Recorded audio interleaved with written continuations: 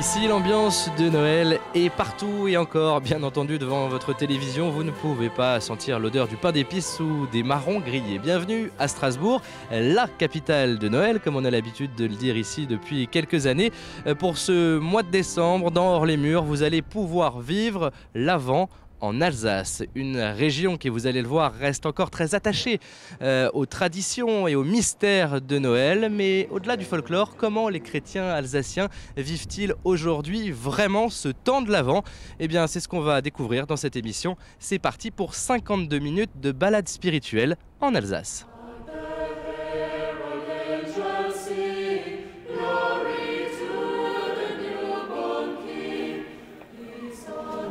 Depuis quelques années, les chrétiens font beaucoup d'efforts ici à Strasbourg pour redonner un sens religieux à l'Avent. L'Avent qui, autant le dire tout de suite, rime aussi avec business ici à Strasbourg. Nous sommes dans l'un des plus grands marchés de Noël d'Europe qui attire chaque année près de 3 millions de visiteurs.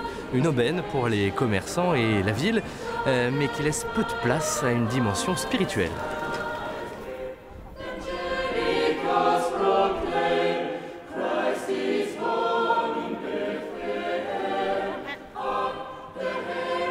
Et dans ce grand temple de la consommation, il est bien difficile de trouver un petit signe religieux, mais quand on y regarde de plus près, on trouve ceci, des Saint-Nicolas en pain d'épices par exemple. Saint-Nicolas, c'est un saint très populaire ici en Alsace qu'on fête tous les 6 décembre.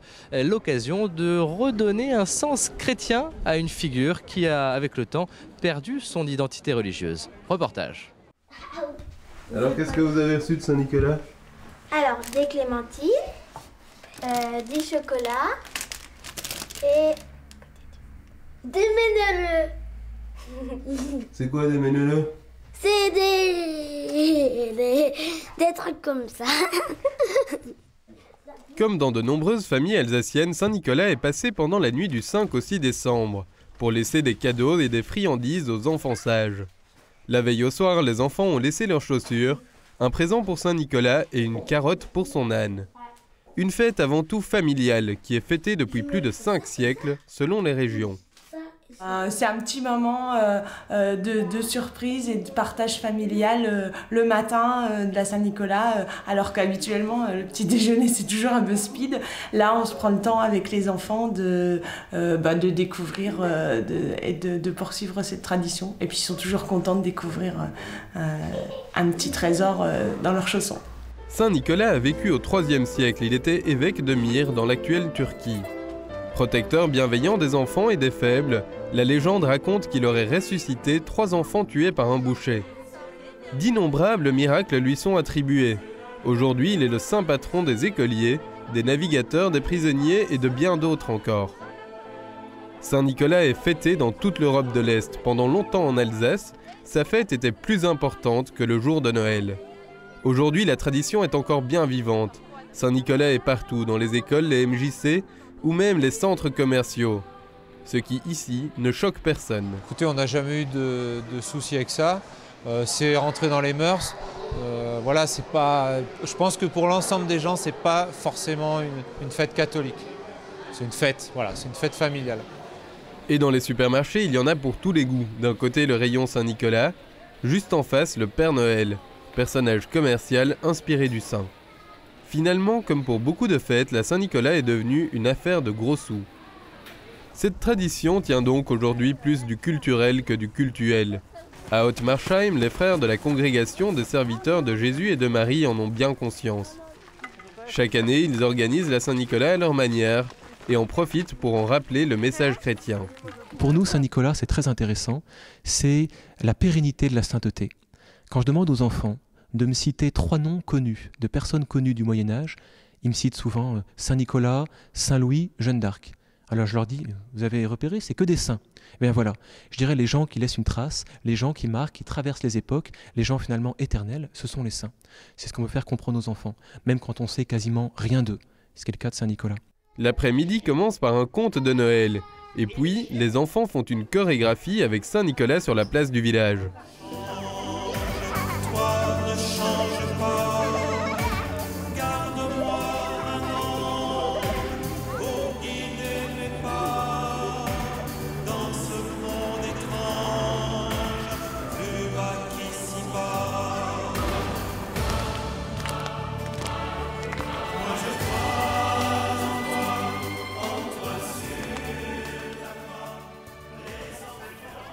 Ensuite, tout le monde part en procession dans le village. Chaque halte permet de raconter une des légendes de Saint-Nicolas.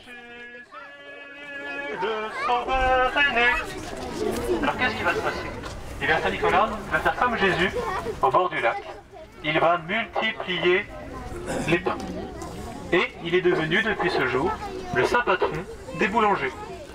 Pour les parents, c'est aussi l'occasion de se rappeler leurs souvenirs d'enfance, les bons ou les moins bons.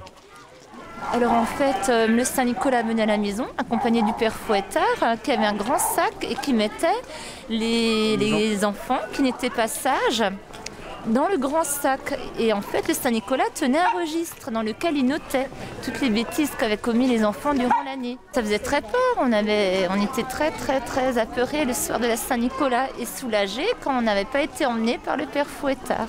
Saint-Nicolas, c'est la sainteté souriante. C'est pas la sainteté qui punit, hein, comme on a trop souvent voulu la caricaturer. C'est la sainteté joyeuse, souriante de celui en fait qui vient récompenser le bien, non pas pour la bonne action en elle-même, mais parce que le bien est sa propre récompense. Et ça, les enfants le comprennent bien, qu'une bonne action rachète tout ce qui a été raté, tout ce qui a été mauvais. Retour au prieuré Saint-Bernard pour le fameux goûter de la Saint-Nicolas.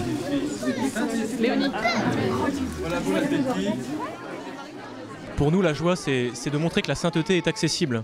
Et quand on voit des sourires d'enfants, etc., on pense que c'est un message qui peut passer. Et que ça en dit plus long que des grands discours ou des choses plus compliquées. Voilà, les enfants ont passé une bonne après-midi. Ils se rendent compte que le ciel, aujourd'hui, s'est penché sur eux. Et ils peuvent espérer, peut-être, que dans leur vie au quotidien, mais en fait, Saint-Nicolas, le petit Jésus, est présent et il est à découvrir. C'était tout le sens de cette journée, en fait.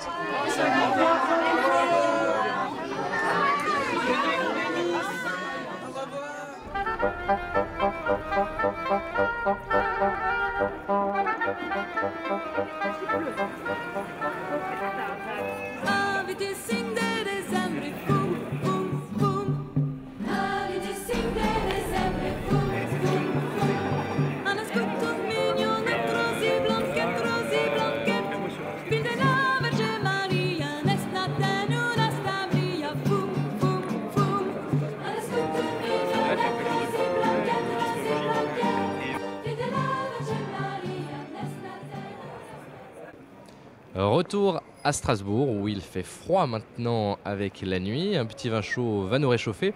Je suis avec le père Michel Steinmetz. Bonsoir père. Bonsoir. Vous êtes historien, théologien, prêtre du diocèse de Strasbourg. Vous êtes curé de paroisse, d'un regroupement de paroisses du Bas-Rhin. Tout à fait. Il y a le marché de Noël tout à l'heure, on y a passé un petit moment. Oui. Ce marché de Noël, est-ce qu'il y a toujours eu cette tradition mercantile? Parce qu'on n'a pas trouvé grand-chose de chrétien dans ce marché. Tradition mercantile, sans doute qu'il y a toujours eu quelque chose de commerçant. Qui dit marché dit commerçant. Ce qui est clair, c'est que ces dernières années, sous la pression du développement touristique, ce marché a peut-être un peu perdu de l'âme qu'il avait il y a encore 20 ou 30 ans. C'est quelque chose qui gêne les chrétiens, ça, au quotidien à Strasbourg aujourd'hui? C'est quelque chose qui peut nous interpeller sur notre propre manière de vivre effectivement le temps de l'Avent et le temps de Noël. C'est-à-dire ? Eh bien, est-ce que nous-mêmes, étant pris dans cet environnement de lumière, de chalets, de ces étals, est-ce que nous vivons le temps de l'Avent, le temps de Noël comme les autres, ou est-ce que justement nous en faisons néanmoins un temps de pieuse et joyeuse attente, comme le dit d'ailleurs le missel romain quand il nous présente le temps de l'Avent?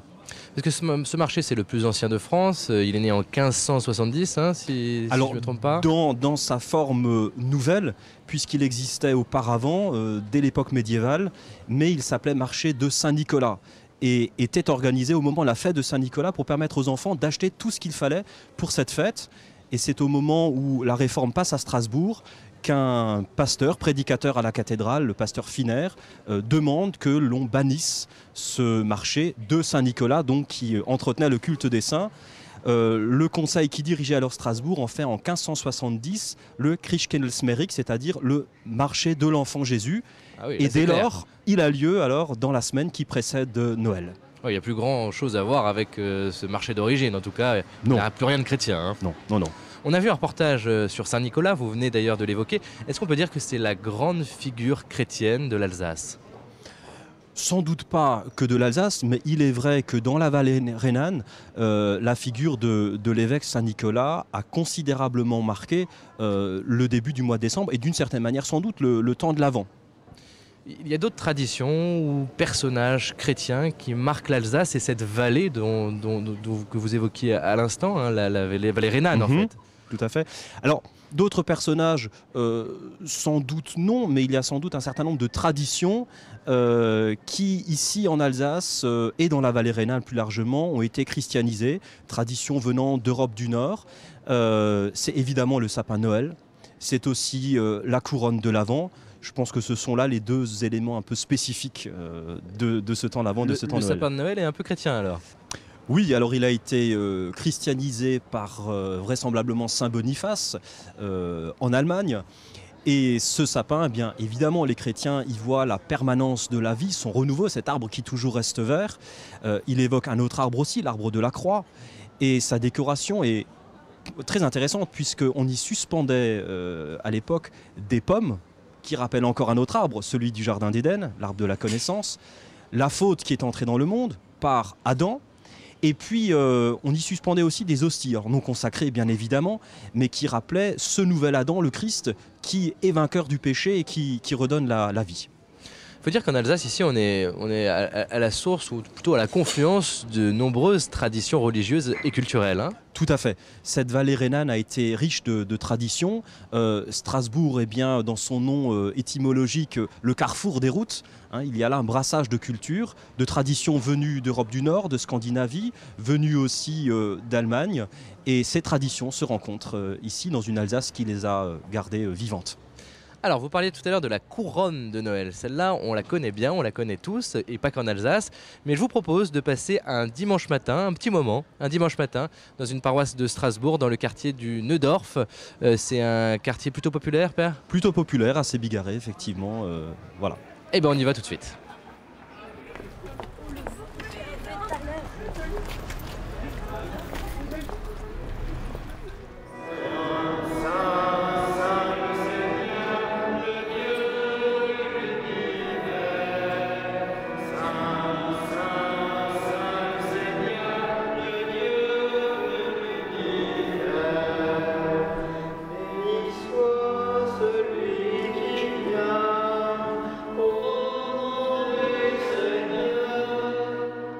Voilà pour ces images tournées un dimanche matin dans le quartier du Neudorf, dans une église de ce quartier. Père Steinmetz, quel est le sens de cette tradition de la couronne de l'Avent? Alors la couronne de l'Avent, assez étonnamment, n'a pas une origine très ancienne. Elle date de la moitié du 19e siècle, de 1839, où un théologien allemand à Hambourg l'invente. Pourquoi? Tout simplement dans un but catéchétique, pour répondre à une question d'enfant qui lui disait « Mais comment est-ce que Noël se prépare ?» Et donc il invente cette couronne qu'il dote de 4 bougies, ces bougies qui sont allumées dimanche après dimanche pour marquer la route vers Noël. Avec, je crois, aussi une très belle symbolique, c'est d'une clarté qui se fait de plus en plus intense alors que les chrétiens se préparent à aller à la rencontre de celui qui est la lumière de Dieu pour le monde, lumière née de la lumière, comme nous le disons dans le symbole de Nicée-Constantinople. Donc cette couronne, à l'origine, est alsacienne encore, hein, ça vient d'ici. Est allemande. Allemande, voilà. Donc d'Allemagne du Nord. Pour la France, la référence, c'est l'Alsace. Voilà, et elle a été adoptée évidemment en Allemagne, dans la vallée rhénane. Elle ne va s'exporter qu'après la Seconde Guerre mondiale en Autriche et au-delà. Et dans le reste de la France. Et dans le reste de la France. L'Avent aussi, il ne faut pas oublier que c'est le début de l'année liturgique. Tout à fait. Ça, c'est important. C'est pourquoi j'aime bien toujours, en commençant la messe du premier dimanche de l'Avent, souhaiter une bonne année à mes paroissiens. Mais je crois que l'Avent a aussi un caractère un peu de charnière, de rotule entre la fin de l'année liturgique et le début de cette nouvelle année liturgique. Puisque dans les 2 premiers dimanches de l'Avent, les textes de la liturgie nous invitent à nouveau à nous centrer sur l'attente. Veillez et priez, vous ne savez ni le jour ni l'heure. Alors que les derniers dimanches de l'année liturgique et la fête du Christ roi qui en marque la conclusion appellent pareillement à cette attente. Donc finalement, c'est un peu un marqueur, cette attente de la vie spirituelle qui est de toujours être prêt et attendre celui qui vient. Ouais, c'est important ce double mouvement. Père, une dernière question. Ici, on est dans une région concordataire, donc l'Église n'a pas le même statut que dans le reste de la France. On connaît cette spécificité alsacienne et lorraine également. Est-ce que ça change quelque chose au niveau de la foi des gens, de la population, des Alsaciens pendant ce temps de l'Avent? Est-ce que ça veut dire finalement que les gens vont plus à l'église qu'ailleurs? Plus à l'église, Dieu vous entende. Il est clair que cette situation qui donne à l'Église d'être présente dans la vie publique de manière peut-être tout à fait réglée, tout à fait libre aussi, a permis justement que la foi demeure plus vivante. Je ne citerai qu'un exemple, c'est la présence de l'enseignement religieux à l'école, qui ne se fait pas que dans les paroisses, qui permet également de maintenir ces traditions de foi plus vivantes. Et puis sinon, quand on voit l'environnement dans lequel on est, forcément que les traditions de Noël, on est en plein dedans, on baigne dedans en Alsace. Merci Père Michel Steinmetz. Je vous propose maintenant de continuer notre balade spirituelle en Alsace. On va partir à quelques dizaines de kilomètres de Strasbourg, à côté de Saverne, dans un petit village qui s'appelle Marmoutier. Comment vivent-ils ce temps de l'Avent ? On regarde ce reportage. Avec Violaine, et puis Isabelle, ensuite avec Isabelle, pardon. et ensuite avec Rosine qui sera assise. En 590, des moines irlandais de l'ordre de Saint-Colomban débarquent pour évangéliser la Gaule. De leur présence, il reste aujourd'hui cette abbatiale.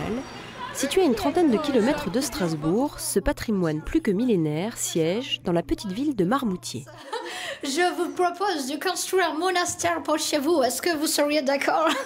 Un truc comme ça, et puis voilà, on discute. Et donc, à un moment, je vais lui dire « Et d'ailleurs, dites-moi voir. »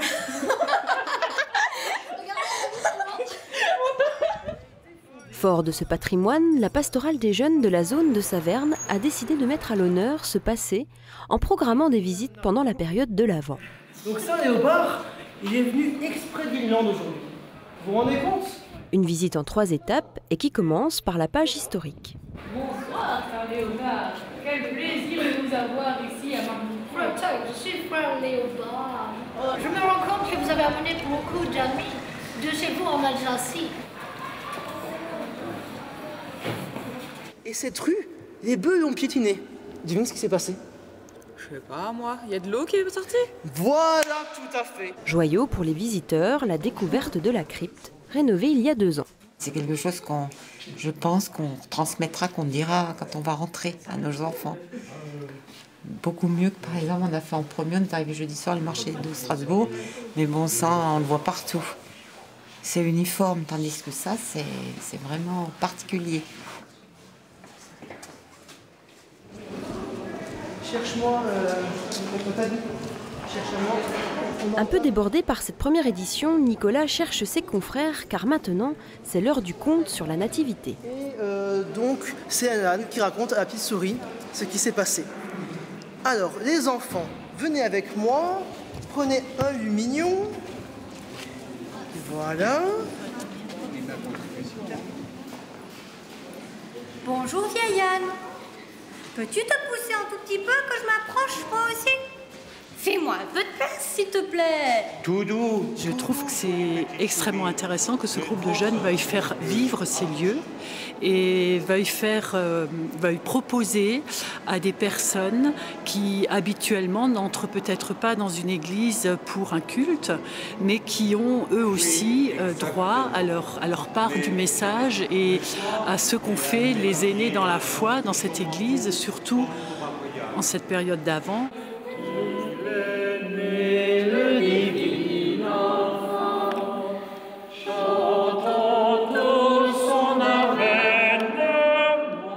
C'est une bonne idée de faire ça.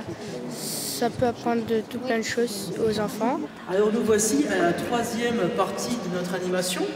Donc on a prévu de vous faire une louange. Alors on s'improvise un petit peu chanteur, musicien et tout ça. Alors ce qu'on souhaite c'est que justement c'est une louange que vous participiez. Donc n'hésitez pas à chanter, à bouger, à faire voilà, à laisser votre joie pour le Seigneur pour ce soir.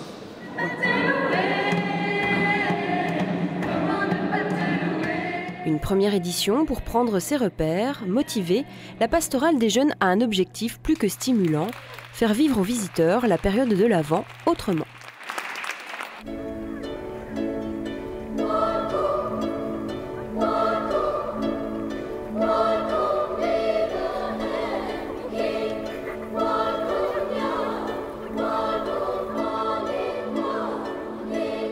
Laurent Auchard, bonjour. Bonjour. Vous êtes responsable de la Caritas ici à Strasbourg, la Caritas Alsace, et nous sommes place Kléber, c'est l'une des grandes places de la ville de Strasbourg. Il y a un village ici, c'est le village du partage dans le cadre de ce marché de Noël. Quel est le sens de ce village du partage? La municipalité de Strasbourg, il y a déjà quelques années, a voulu mettre en place ce village du partage sur une place vraiment importante, puisque c'est la place qui accueille le grand sapin de ce marché de Noël. Et donc les associations de tout horizon se relayent dans ces cabanes pour assurer une présence pendant toute la durée du marché de Noël, pendant les 4 semaines de l'Avent. Alors Caritas Alsace, comme Humanis, comme le comme d'autres associations de Strasbourg, est présente, propose des petits objets fabriqués par ses bénévoles ou des petits objets symboliques, et les visiteurs du marché de Noël peuvent participer à notre activité en apportant quelque argent. Mais ce n'est pas ça l'objectif principal. L'objectif principal, c'est de créer un espace de dialogue, un espace où on peut rencontrer, où on peut questionner les bénévoles sur leur activité, sur ce qui fait sens pour eux dans leur engagement solidaire. Ça fait du bien dans un marché de Noël qui est quand même plus tourné vers les cadeaux, vers l'argent, quoi. On était très heureux qu'il y ait une dimension effectivement solidaire, affichée, affirmée, à côté de ce marché qui, bien que traditionnel, est parfois un peu mercantile. Et sur cette place, il y a quelques jours, vous avez organisé ce qu'on appelle un flash mob. Alors un flash mob, on va voir ce que c'est. Si vous aussi, téléspectateurs, vous ne savez pas ce que c'est, eh ben, vous allez comprendre très vite. On regarde.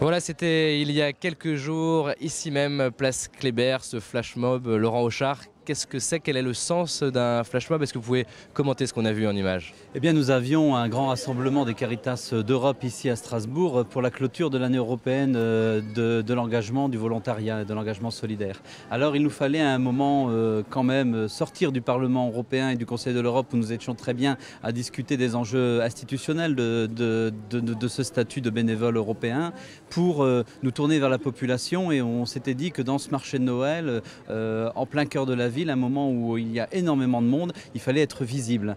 Et donc mon collègue luxembourgeois, Paul, a eu cette idée. Je ne connaissais pas moi non plus ce qu'était qu'un flash mob, et effectivement ça a marqué les esprits. On s'est tous retrouvés à l'heure dite ici, à la place Kléber. Et ce mouvement, vous l'aviez répété avant, j'imagine, c'est du boulot, hein? Oui, il y avait même eu une répétition en ligne sur Internet pour que chacun venant d'Europe entière puisse répéter chez soi.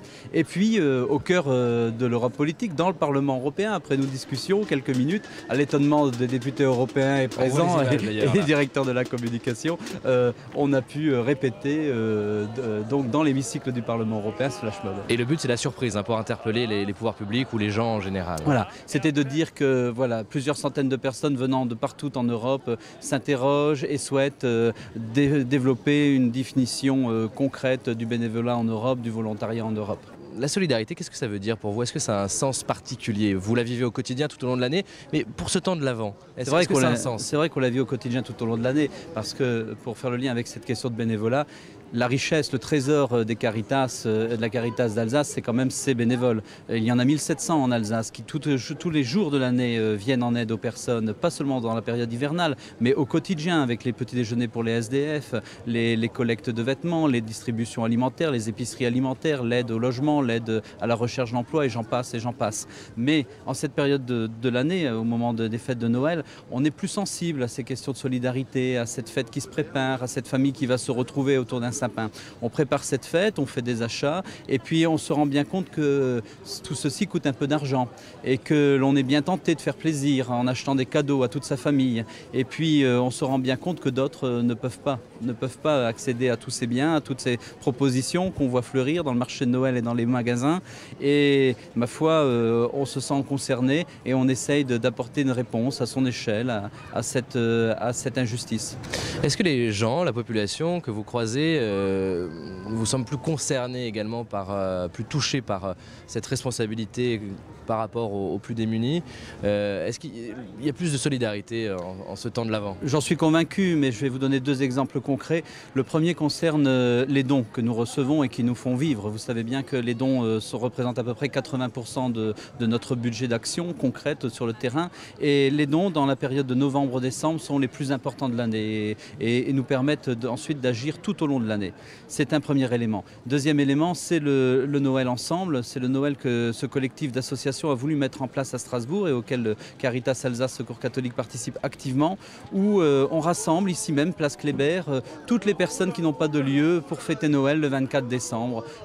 Qu'elles soient seules ou qu'elles soient à la rue, elles peuvent venir ici prendre un apéritif avant de se rendre dans différents lieux où l'on va dîner ensemble, où on va la partager ensemble, et il y aura aussi quelques surprises, quelques cadeaux, quelques moments de musique et pour ceux qui le souhaitent même, un moment de célébration. C'est une proposition à la fois œcuménique et interassociative qui permet de toucher très largement plusieurs centaines de personnes chaque année le 24 décembre à Strasbourg. Une dernière question plus personnelle cette fois, est-ce que vous vous sentez en ce temps de l'Avent, ce temps liturgique de l'Avent, plus touché par ces actions de solidarité et par votre mission au Secours catholique et à Caritas Alsace? Bien sûr, bien sûr. Vous savez, on est aussi porté par cet élan dont je parlais tout à l'heure vers Noël. J'ai toujours été personnellement très touché par les personnages des bergers de la crèche. Ils faisaient leur travail, ils étaient dans un endroit sans doute très modeste, un peu rejeté de la population. Vous savez que pour les Juifs, un berger était quelqu'un d'impur, de différent, d'hors norme. Et puis c'est ceux-là même qui ont été invités à venir entourer le Seigneur, qui arrivait lui aussi dans une grande modestie. Et c'est dans cette fragilité, vraiment dans ce grand dénuement que finalement il a souhaité venir à nous. Et aujourd'hui, qui sont ceux qui nous parlent le plus du dénuement, de cette pauvreté, de ce Dieu qui vient vers nous très simplement? Eh bien, c'est aujourd'hui les plus pauvres, les plus fragiles, ceux qui sont dans les rues et ceux à qui on peut apporter un peu de soulagement. Merci Laurent Auchard, je rappelle que vous êtes le responsable de la Caritas Alsace. Alors on parlait du don, mais l'Avent c'est aussi le temps de la consommation. Reportage dans un centre commercial à la périphérie de Strasbourg. On regarde ce reportage. Le dimanche agit habituellement comme un coup de frein sur la société de consommation. Exception à la règle, en cette période de l'Avent, la tendance s'inverse. Ici, en périphérie de Strasbourg, les centres commerciaux restent ouverts 7 jours sur 7. Motif, les achats pour Noël. Invités par un hypermarché sur une après-midi, des jeunes de l'association Caritas viennent collecter des jouets d'occasion. Endroit stratégique pour récupérer des dons, cela reste à voir. Alors il y a beaucoup de jouets plutôt d'occasion, on n'en a pas énormément des neufs. C'est surtout des jouets pour les enfants entre 5 et 10-12 ans à peu près. Vaut mieux peu que rien, donc même des petits jouets utilisés, ça fait des enfants heureux vraiment pour Noël, surtout des enfants démunis qui n'ont pas forcément la chance d'avoir un Noël comme nous. Pour inciter les dons, un bon d'achat est remis en échange. Constat, les gestes de générosité ne semblent pas toujours altruistes. Quand on n'a pas les moyens, donner c'est difficile, mais c'est souvent ceux qui en ont le moins qui donnent le plus. C'est-à-dire ça, c'est véridique. Milieu de journée, le stand de Caritas n'ameute pas foule, alors que les caisses et les rayons jouets du magasin, eux, ne désemplissent pas. Le rayon jouets en fait occupe une surface d'environ 500 mètres carrés sur le magasin, donc avec 6 allées de jouets. En période de fête, sur le rayon jouets, déjà le rayon est beaucoup plus grand que d'habitude. Il y a une forte affluence de clients. Ici, la surabondance peut donc côtoyer les instances de la misère sans complexe. Et pour enfoncer le clou, certains clients profitent de la collecte pour se débarrasser de jouets abîmés. Il y a tout de même un bon à la clé. On ne va pas les utiliser, ils ne sont pas en très bon état, donc on vous les rend, on n'accumule pas ces jouets-là, sinon ça fait trop à jeter pour nous. Moi, c'est ça. Ouais, Selon Caritas, l'an passé, 130 enfants strasbourgeois ont pu bénéficier de cadeaux grâce à la collecte. Un maigre butin si l'on compare le nombre de caddies remplis en cette période de fin d'année.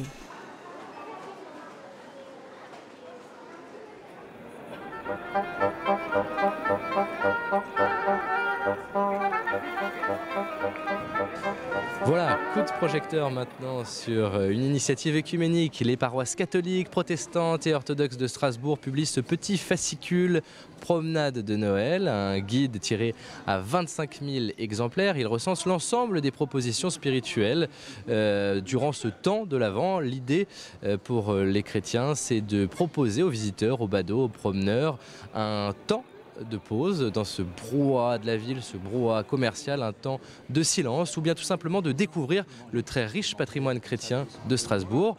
Je vous propose de découvrir l'une de ces églises, peut-être la plus œcuménique de la ville. Visite guidée en images.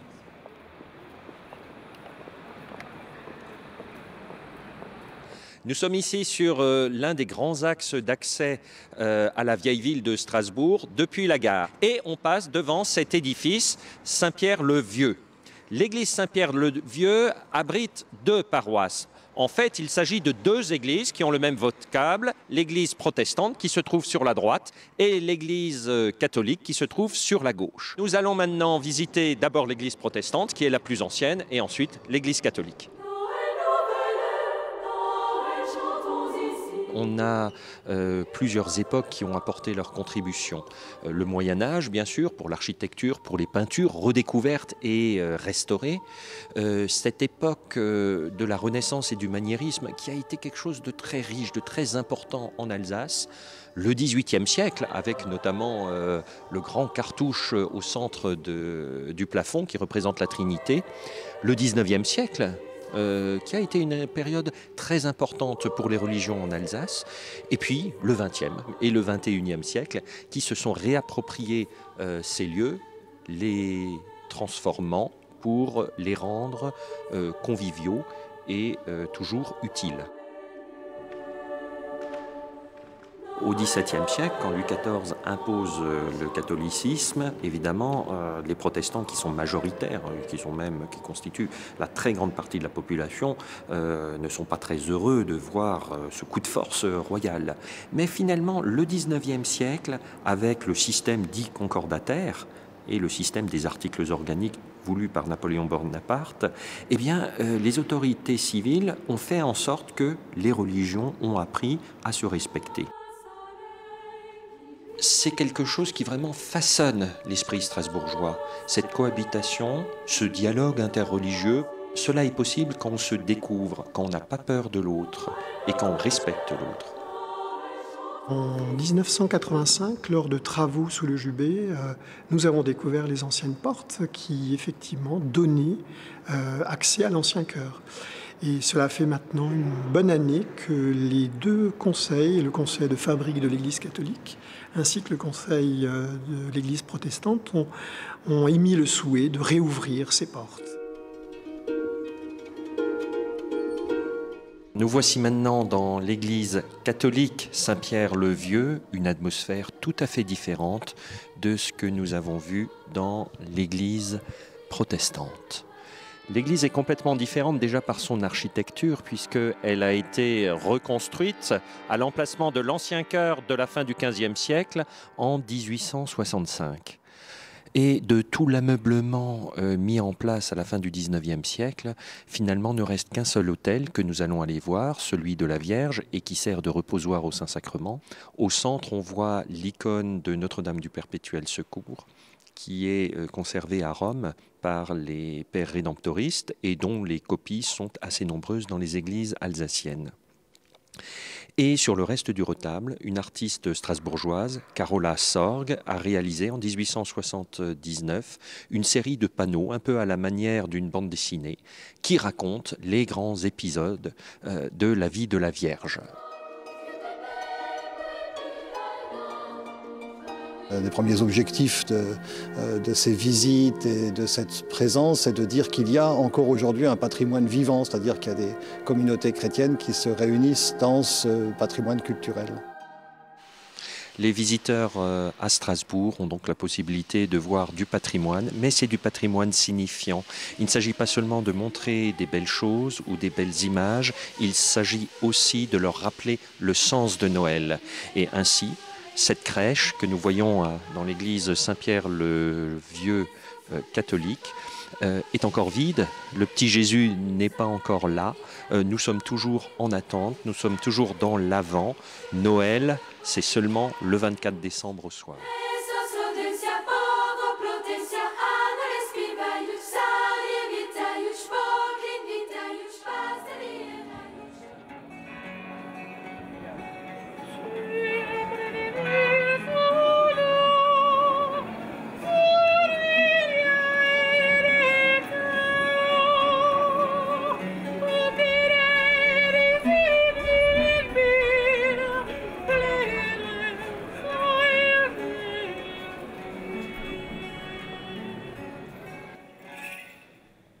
Notre-Dame de Strasbourg est la deuxième cathédrale la plus visitée de France après Notre-Dame de Paris.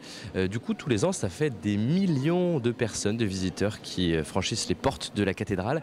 Et pendant la période de l'Avent, des paroissiens se mobilisent pour accueillir ces visiteurs et leur donner quelques explications bien chrétiennes sur le sens de la crèche.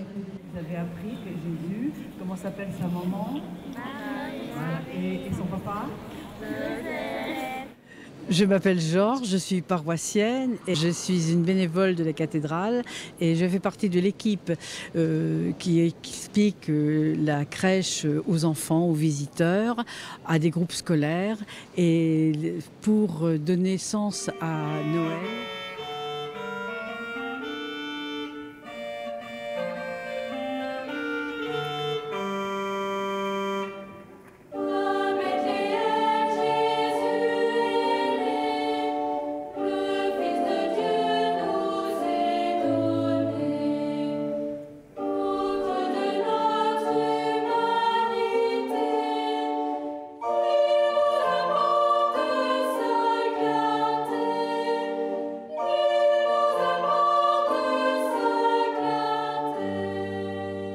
Monseigneur Gralet, bonjour. Bonjour. Vous êtes l'archevêque de Strasbourg. Pour conclure cette émission, je voulais vous donner rendez-vous ici devant cette très belle crèche car c'est assez unique. C'est une crèche en 3 temps. Est-ce que vous pouvez nous la décrire, cette crèche, Monseigneur? Voilà, eh bien ce sont les 3 temps qui marquent le début de la vie de Jésus parmi nous. Le premier temps qui est bien sûr bien connu, c'est le temps où dans la nuit, Marie met au monde l'enfant et les bergers sont avertis par une voix céleste qui leur dit eh bien voilà, un enfant nous est né. Et donc ce premier temps, celui-ci, on voit bien sûr les parents et on voit les bergers avec bien sûr leurs moutons, et il y a le chien du berger, vous voyez, tout est là, ils sont très expressifs. Alors, je crois qu'on peut déjà s'arrêter. Il y a bien sûr l'immense don de Dieu de cette naissance issue du sein de Marie et cette émotion des parents qui accueillent l'enfant dans des conditions de précarité de logement, nous le savons bien. Mais ce qui est émouvant, c'est que ce sont les gens les plus humbles de la société de Palestine qui sont invités à venir vénérer l'enfant. Les bergers étaient des gens qui n'étaient pas portés en grande estime parce que loin des gens, on ne causait pas avec eux, ils étaient toujours avec leurs animaux. Donc leur compagnie, c'était les animaux, beaucoup moins la compagnie des gens. Donc ils n'étaient pas sur les places publiques. Et ce sont des gens très simples qui vont venir, je dirais comme toute la base, tout le terreau de notre humanité dont nous sommes pétris, qui vient là pour adorer l'enfant. Et puis, Monseigneur, il y a le deuxième temps. Alors le deuxième temps, bien sûr, c'est raconté également dans les évangiles de l'enfance de Jésus. C'est la venue des mages qui, avertis par les signes du ciel, eh bien, vont converger, ils vont suivre l'étoile et vont arriver jusqu'à la crèche pour adorer l'enfant. Alors derrière ces personnages, c'est à la fois toutes les nations, puisqu'ils ne sont pas, pense-t-on, de l'environnement proche, ils viennent de loin. Du coup, on va voir dans la crèche, on va voir le chameau qui est l'éléphant, bien sûr. Alors, c'est une originalité ici. Bon, là, il y a... on sait bien qu'à l'étable, il y avait l'âne et le bœuf, mais là, donc, ils arrivent avec leur monture, leurs serviteurs. Alors, l'artiste a représenté à la fois des tenues orientales avec les turbans, les grands manteaux, mais regardez, il y en a un qui ressemble à un roi de France avec son manteau d'hermine, parce que tout simplement, l'artiste était de chez nous, donc il a représenté ces mages comme les rois de chez nous. Et puis le troisième temps, c'est peut-être encore plus étonnant, c'est la présentation au temple. Oui. Alors la présentation au temple qui suit ces 2 premiers temps, eh bien, rappelle que toute vie nouvelle qui arrive dans un foyer de croyants juifs est une vie donnée par Dieu. Et présenter l'enfant au temple, c'est rendre grâce à Dieu, source de tout bien, de toute vie, et c'est dire à Dieu merci. Et alors, bien sûr, on présente l'enfant et on ne le présente pas, bien sûr, en sacrifice. Alors, selon la richesse des gens, et la famille de Jésus était pauvre, ils ont offert, on offre quelque chose, et les parents de Jésus ont offert une paire de colombes. Mais c'est très beau. Il y a donc une logique toute humaine. On passe de la chambre à coucher, de l'accouchement jusqu'à un début de vie sociale avec les bergers, puis les mages, et puis après, on entre déjà dans la communauté des croyants à travers cette présentation. Monseigneur, vous êtes franciscain. Saint François lui-même avait déjà pensé à ce que pouvait être une belle crèche. Alors, c'est vrai que Saint François d'Assise nous a laissé un souvenir très émouvant. C'était dans un petit village d'Ombrie. Il va inviter les chrétiens du petit village de Greccio lors de la proclamation de l'évangile de la nuit de Noël. Il va les inviter à représenter la nativité avec un petit bébé en chair et en os, donc sa maman qui était là, qui avait consenti, un homme qui représenterait Joseph, il y avait un âne, un bœuf. Alors au début, tout le monde hésitait et après, tout le monde voulait que ce soit son âne, son bœuf, ses moutons, etc. Et c'était très, très beau. Donc, c'est faire une représentation beaucoup plus corporelle, beaucoup plus charnelle, sensible, on pourrait dire sensuelle, au bon sens du terme. C'est-à-dire tout notre être qui participe à cet événement de la Nativité. Et c'était le début des crèches. Voilà. En tout cas, cette crèche ici à Strasbourg, cette année, comme d'habitude, attire beaucoup de monde. Dans la cathédrale, il y a beaucoup de passages. On dit jusqu'à 3 millions de personnes au mois de décembre. Tous les ans, c'est beaucoup. C'est aussi, du coup, pour vous, une immense possibilité d'évangélisation. Voilà, je crois qu'on est vraiment toujours très heureux d'accueillir tous les gens qui passent et beaucoup défilent devant la crèche au moment où nous nous parlons. C'est aussi des gens circulant dans toute la ville avec cette originalité propre à Strasbourg et maintenant imitée dans beaucoup d'endroits, mais c'est une tradition qui remonte avant la Renaissance, au Moyen-Âge. Donc, on présentait de quoi faire la fête de l'enfant Jésus. Le Christkindlmerk, ça veut dire le marché de l'enfant Jésus. C'est encore le terme et il est affiché sur une des places de la ville.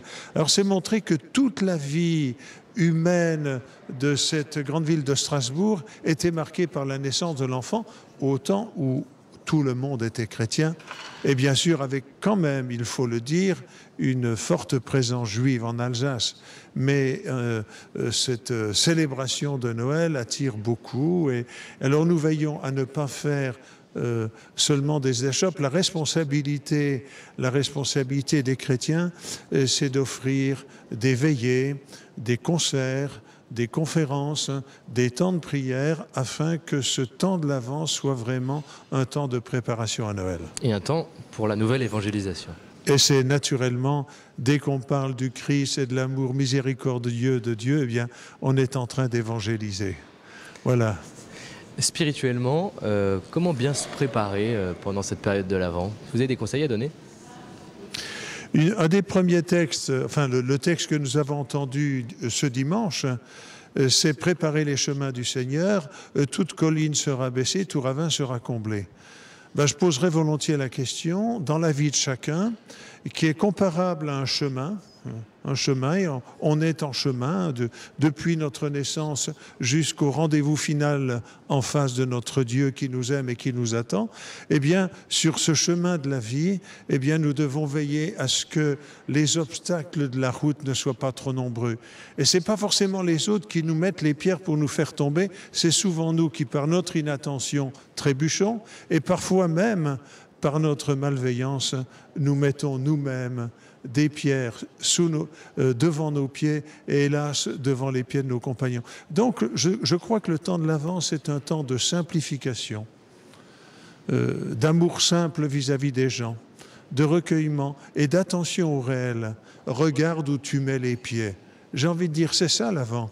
Hein, parce qu'on met les pieds dans des directions profondément dangereuses. Il y a des conduites à risque, des gens qui vont trop boire, trop consommer, des gens trop avides d'argent, des conduites d'addiction, de la drogue et tout, ou bien des gens qui vont parler à n'en plus finir. Et quand on parle, c'est souvent c'est pas toujours pour le bien. Que de paroles sont des demi-vérités qui finissent par devenir des mensonges. Voilà, c'est ça les obstacles à la venue du Seigneur et à notre rapprochement, à nous chrétiens, jusqu'à la crèche. Le sens profond de l'Avent pour vous, c'est ça, c'est ce rapprochement. Oui, tout à fait. Tout à fait, c'est un temps d'attente aussi.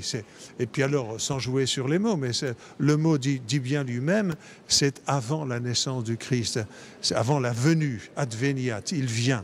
Il vient, donc le Seigneur vient, c'est lui qui fait la première démarche de venir vers les hommes, et nous les hommes, nous sommes avertis de sa naissance, et donc nous devons nous préparer le cœur et surtout nous mettre en route.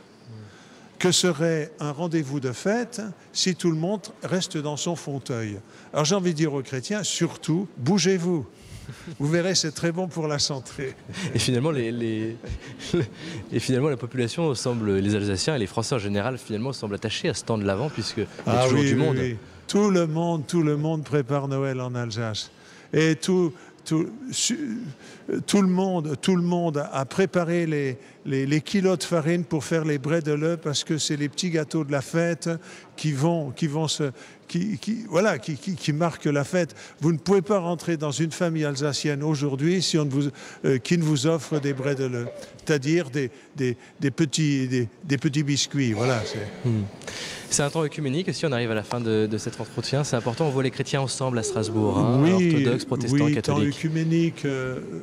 Lorsque nous avons fêté les 25 ans de l'anniversaire d'Assise, j'avais invité les religions chrétiennes à venir prier avant de faire une rencontre interculturelle ailleurs qu'à la cathédrale, mais toutes les églises chrétiennes étaient présentes.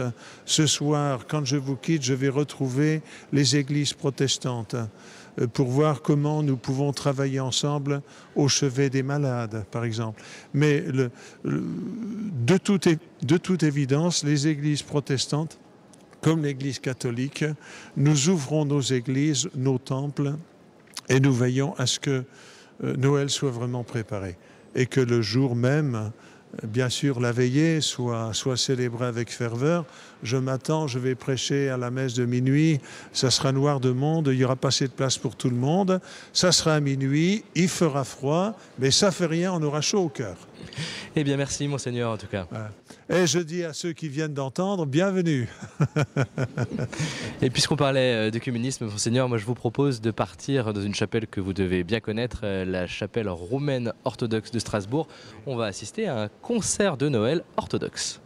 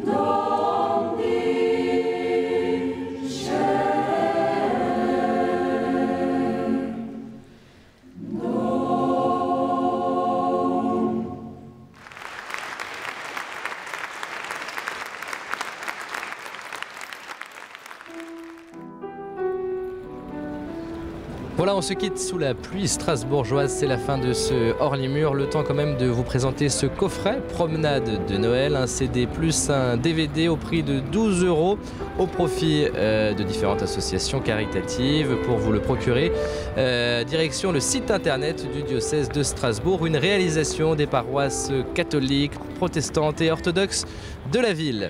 Merci à tous ceux qui ont participé de près ou de loin à cette émission. À très vite sur KTO.